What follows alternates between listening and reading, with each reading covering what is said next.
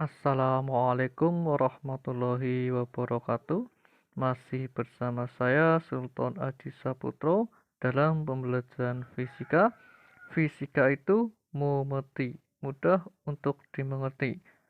Mari kita belajar fisika bersama-sama, jangan mempersulit hal yang mudah. Jangan lupa like dan subscribe-nya. Silakan catat di buku kalian. Mari kita ikuti pembelajarannya bersama-sama dengan penuh semangat.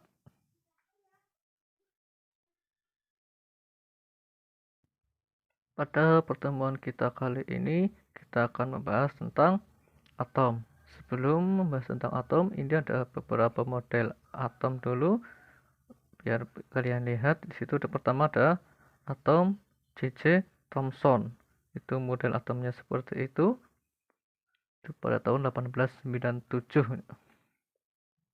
Terus ada Ernest Rutherford, itu tahun 1919. Ini model atomnya Ernest Rutherford. Terus ini ada model atom Niels Bohr tahun 1913.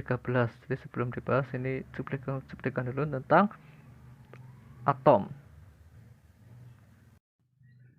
Nah, kita bahas satu persatu. Kali ini kita membahas tentang inti atom dan efek nuklir. Nah, yang pertama kita bahas adalah atom. Nah, atom itu berasal dari bahasa Yunani ya, dari A dan tomos. A itu tidak, tomos itu dipecah atau dibagi. Ya, jadi atom itu tidak bisa dibagi, itu menurut Demokritus. Tapi Demokritus itu hanya sekedar ucapan saja, tidak disertai dengan pembuktian. Nah, seiring berkembangnya zaman, nah terus ada namanya teori atom John Dalton pada tahun 1802. Nah, menurut teori atom John Dalton, nah itu untuk atomnya seperti itu, dan dia mengatakan bahwa setiap materi terdiri atas partikel-partikel yang sangat kecil dan tidak dapat dibagi lagi. Nah, berarti menurut John Dalton bahwa atom itu adalah bagian terkecil yang tidak dapat dibagi lagi. Atom-atom tidak dapat diciptakan, dibelah, atau dimusnahkan. Nah, itu menurut John Dalton. Terus, atom-atom setiap unsur adalah sama satu sama lain, tapi berbeda dari atom-atom semua unsur lain. Jadi, misalkan atom helium, ya helium. Misalkan, dan lain sebagainya gitu ya. Itu teori atom menurut John Dalton.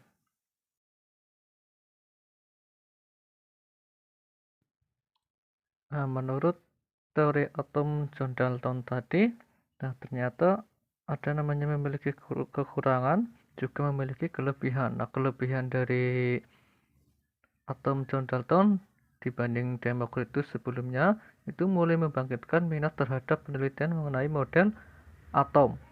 Terus kalau kelemahannya, nah teori atom Dalton tidak dapat menerangkan suatu larutan dapat menghantarkan arus listrik. Bagaimana mungkin bola pecel dapat menghantarkan arus listrik, padahal listrik adalah elektron yang bergerak. Berarti ada partikel lain yang dapat menghantarkan arus listrik. Jadi itu kelemahannya John Dalton. Nah, tidak bisa menghantarkan arus listrik. Itu kelebihan dan kelemahan. Selanjutnya yaitu teori atom menurut Sir Joseph Thomson tahun 1889. Nah, bentuk gambarnya seperti itu.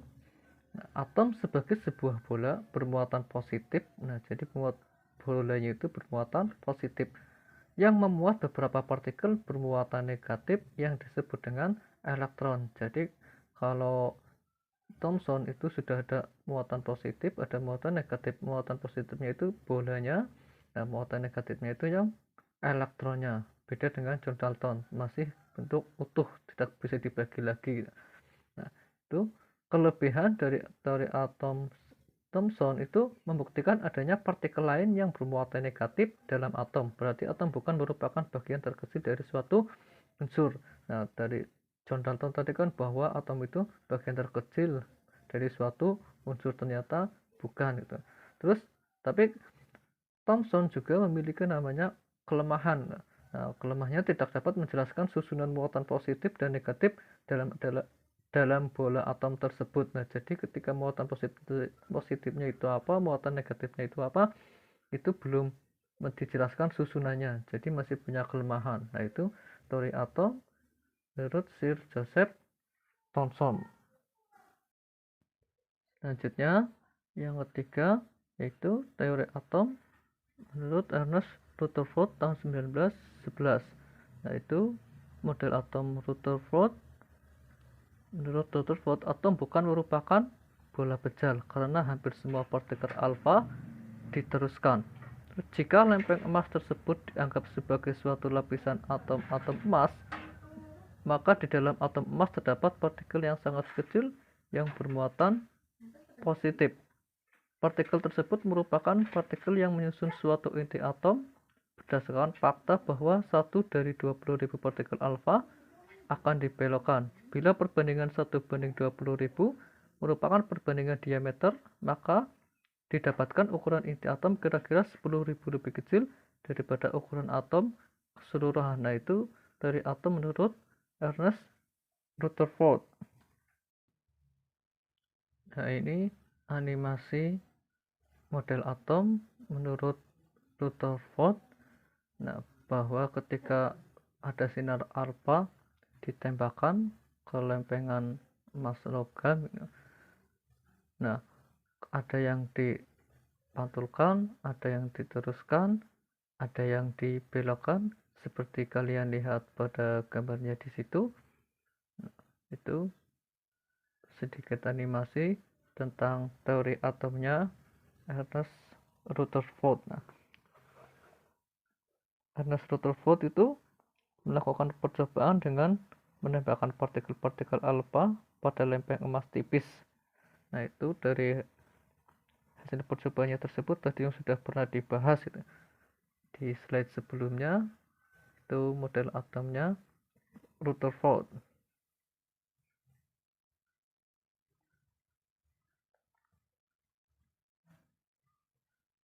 Nah, ini sebuah sinar alfa ditembakkan ke lempengan emas tipis. Nah, akan ada yang lurus, ada yang dipantulkan, ada yang dibelokkan. Nah, ini selanjutnya yaitu yang keempat, teori atom Niels Bohr tahun 1913. Nah, ini menurut Niels Bohr teori atom itu seperti itu. Jadi ada kulit N1, N2, N3, N4 dan seterusnya. Kalau di kimia kalian sudah pernah dibahas, ada K, L, M, N. Nah, K itu nilainya sekian, M itu sekian. Nah, itu teori atomnya Niels Bohr. Nah, menurut Niels Bohr, elektron dalam atom bergerak mengelilingi inti pada lintasan-lintasan tertentu, tidak memancarkan energi. Lintasan-lintasan elektron itu disebut kulit atau energi tingkat energi elektron. Elektron dapat berpindah dari satu lintasan ke lintasan lain. Jadi misalnya dari kulit K ke kulit L dan seterusnya. Perpindahan elektron dari tingkat energi tinggi ke rendah disertai pemanfaatan energi. Sedang perpindahan elektron dari tingkat energi rendah ke tinggi disertai penyerapan energi. Nah, jadi ketika energi tinggi ke rendah itu disertai pemanfaatan energi, nah dari rendah ke tinggi juga disertai penyerapan energi. Itu teori atomnya menurut Niels Bohr.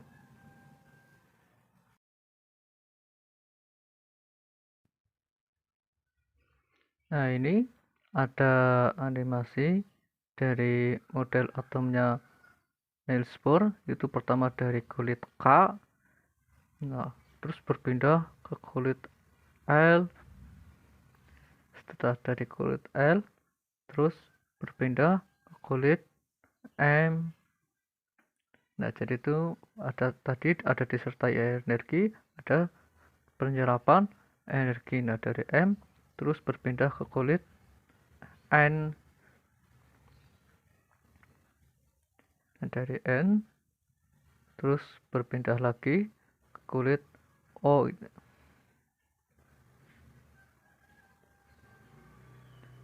Nah, dari kulit O terus berpindah lagi ke kulit P. Nah, dan seterusnya. Itu gambaran sedikit tentang teori atomnya Niels. Nah, terus Ini masih atomnya Niels Bohr. Nah, menurut model atom Bohr, itu elektron-elektron mengelilingi inti pada lintasan-lintasan tertentu yang disebut kulit elektron atau tingkat energi. Tingkat energi paling rendah adalah kulit elektron yang terletak paling dalam.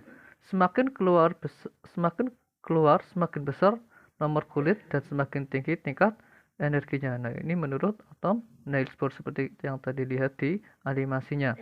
Nah, juga ada kelebihan, ada kekurangan. Nah, yang pertama kelebihannya itu atom Bohr adalah bahwa atom terdiri dari beberapa kulit untuk tempat berpindahnya elektron. Nah, jadi itu kelebihannya dibanding sebelumnya itu Rutherford. Nah, terus kelemahannya, model atom ini adalah tidak dapat menjelaskan efek Zeeman dan efek Stark. Nah, itu juga punya kelemahan. Jadi ada kelebihan, ada kelemahan. Nah, itu dari atom menurut ilmuwan-ilmuwan. Nah, sebenarnya masih ada lagi, cuman cukupkan sampai sekian dari John Dalton, Thomson, Rutherford, dan Bohr. Nah, untuk pertemuan kita kali ini sampai sekian dulu. Silahkan catat di buku kalian. Jangan lupa like dan subscribe-nya. Wassalamualaikum warahmatullahi wabarakatuh.